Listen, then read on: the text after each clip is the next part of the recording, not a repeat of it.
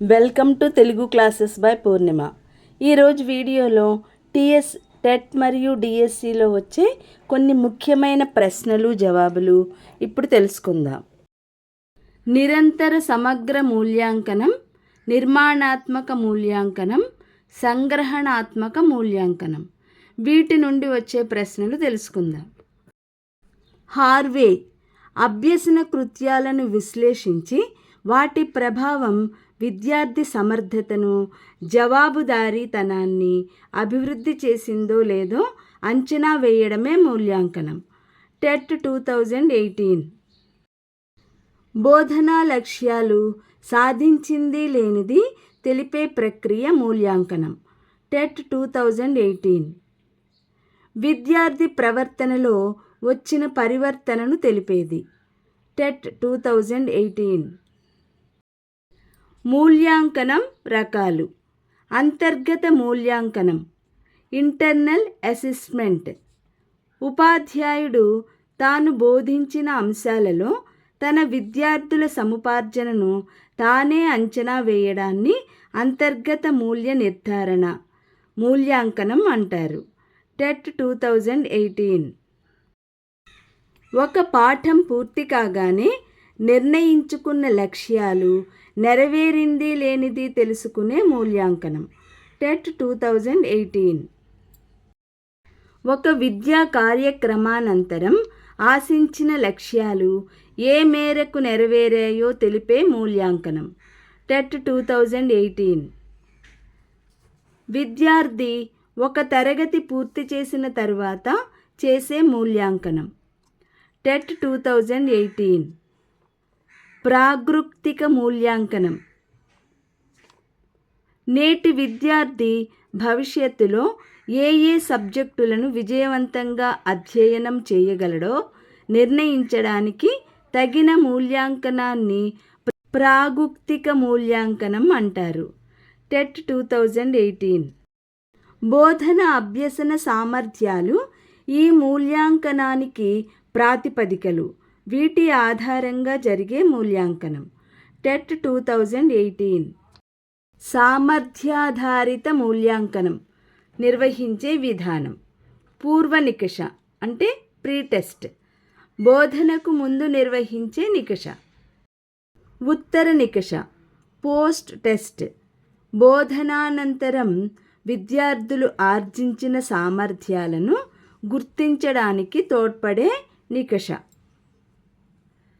పూర్వోత్తర నికషలు భాగమైన మూల్యాంకనం. టెట్ 2018 నూతన మూల్యాంకన విధానంలో కొన్ని ముఖ్యమైనవి తెలుసుకుందాం. ఆంధ్రప్రదేశ్ ప్రభుత్వం నూతన మూల్యాంకన విధానాన్ని ప్రవేశపెట్టింది 1971లో.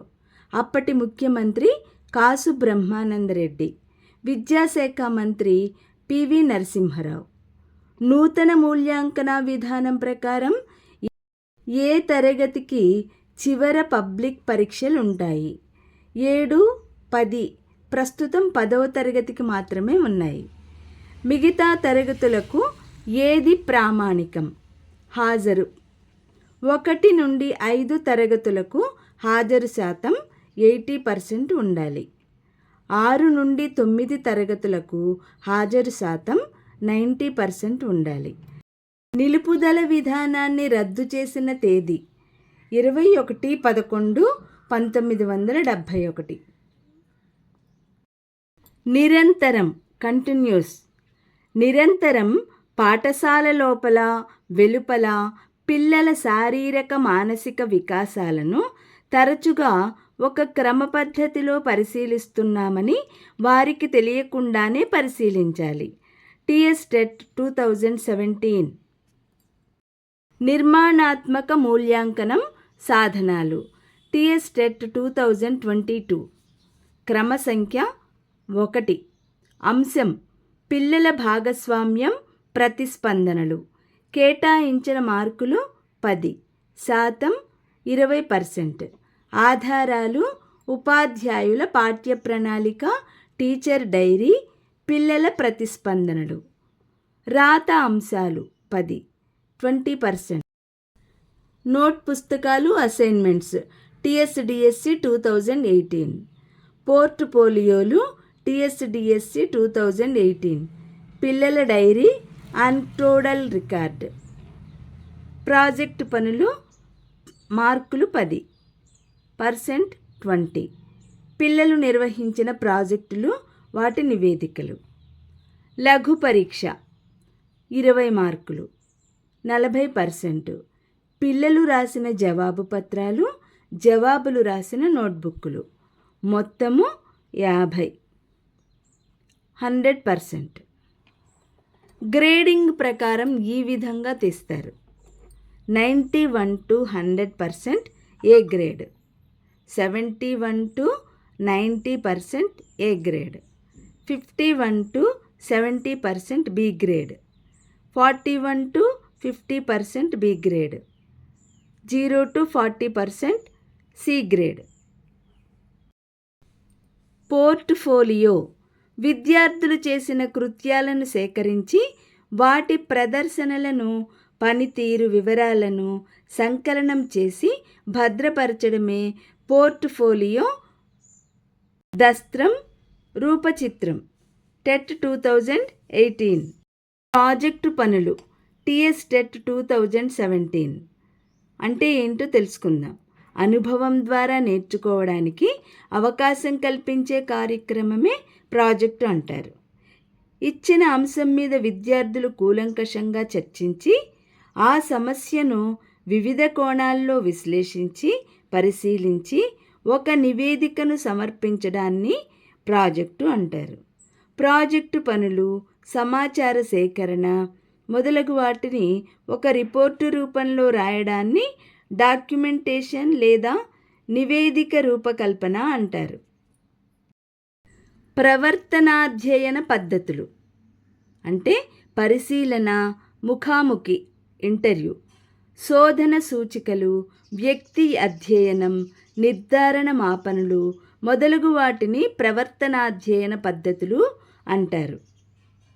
వాటిలో రాత పరీక్షలు, మౌఖిక పరీక్షలు, ప్రయోగ పరీక్షలు, పరిశీలన, ఇంటర్వ్యూ, ప్రశ్నావళి ఇవన్నీ ఉంటాయి.